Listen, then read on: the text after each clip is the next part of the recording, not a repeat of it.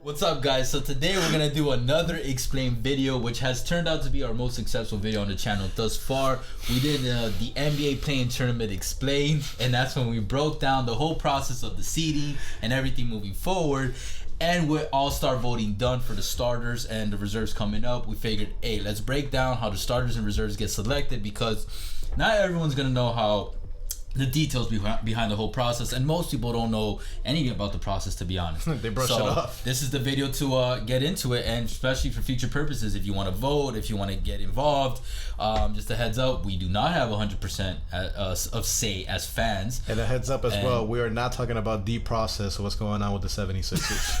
Make that clear. The process has been taking way too long. Yeah, dumpster fire. But yeah, so we'll go into the details of starters, reserves, and in the rare cases when there are like injuries or ties, you'd be surprised on who gets the final say on all those things, because I was actually a little surprised with some of that stuff. I'm still surprised at reading at this, the fact that we only get 50% of the fan votes. Which used to be more when we were like, well, not when we were like a couple years ago, and then for some reason they changed it. They gave us less right, which is interesting. Yeah, very interesting. So just like we said right now, 50% of the vote goes to the fan. A couple ways how you can do it. You can do it either to NBA.com, the app, or the official NBA app. Yes, official. If you don't see a check mark, you're doing some sham shit. I don't know. Or you do Twitter.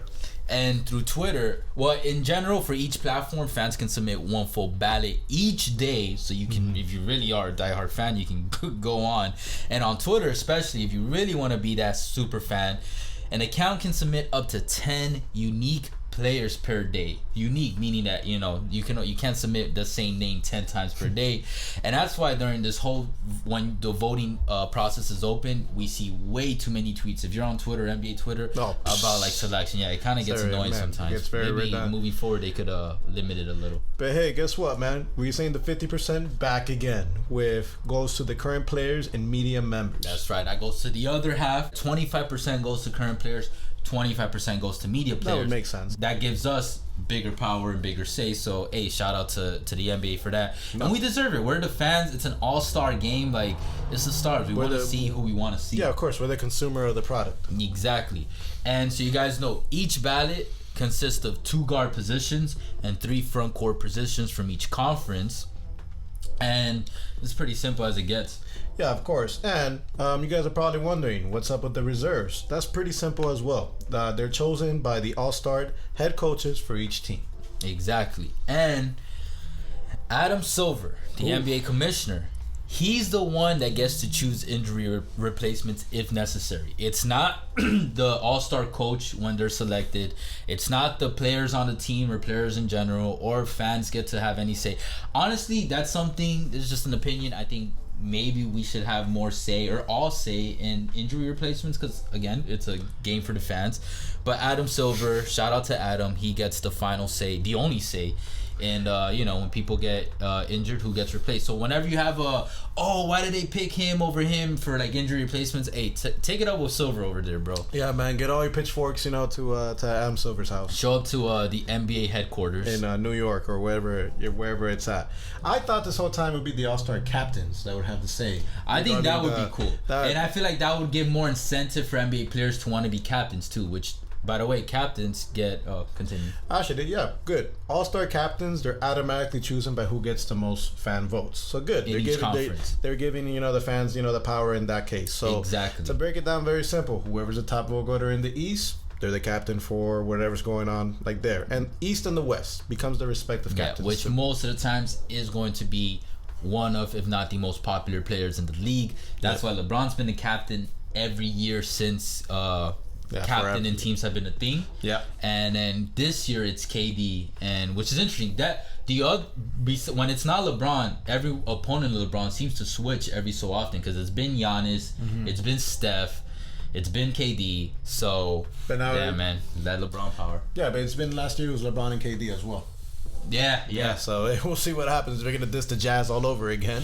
And then the captains will be the ones that get to draft their teams from the eligible pool. So the reserves get selected by the all-star coaches, but then the captains are the ones that get to choose for the reserves, which also, in my opinion, it'd be cool if like the fans can also get a little more say in the reserves. I don't know. Like I'm not saying 100%, but like maybe something similar, like 50% of the. So he's practically saying is like, you know, hey, me and you, we replace Adam Silver. But basically. But all right, to bring it back, man, the starters to get selected in the first round and the reserves, you guessed it, second round. That's right. Which I kind of forgot. I like low key was thinking like, oh, the starters in the West and the starters in the East already set. I forgot that they get to choose who their 5 are from. Exactly, the man. Thing. It's like you're doing the NBA blacktop or whatever. Like you know, you're picking your. I just thought like what I'm gonna call it right now. Ja is gonna get picked by LeBron.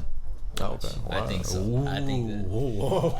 Bro, the Ja LeBron highlights right now. My brain is going crazy just thinking like, damn, that'd be sick. I'm not gonna lie. I was already thinking like Steph and Ja in the backcourt would have been so sick to watch together. But now I'm like, damn, they might get separated. We'll see. Steph is boys with LeBron. Yeah. And so you guys know, captains are not required to draft based on conference affiliation or position or team affiliation. So, hey, it's just like any fucking pickup game. You pick who you want to pick, and that's it. You pick what you want to pick, but you gotta wait till Christmas for the next time, because that's when the voting starts, and it ends on midnight on January 22nd. That's right. Well, at least for this season, this year, 2021 and 2022. Exactly. But we're telling you this, you at least get a gist of like, okay, that's when it starts. We're getting close to Christmas, so yeah, and I think if I remember correctly, I think it does start at least every Christmas day. If not, like Erwin's saying, if it gets close to Christmas, you gotta start looking for that. Might be time. NBA Twitter, look at that. And then this year is just a fun fact for the All-Star game for this season.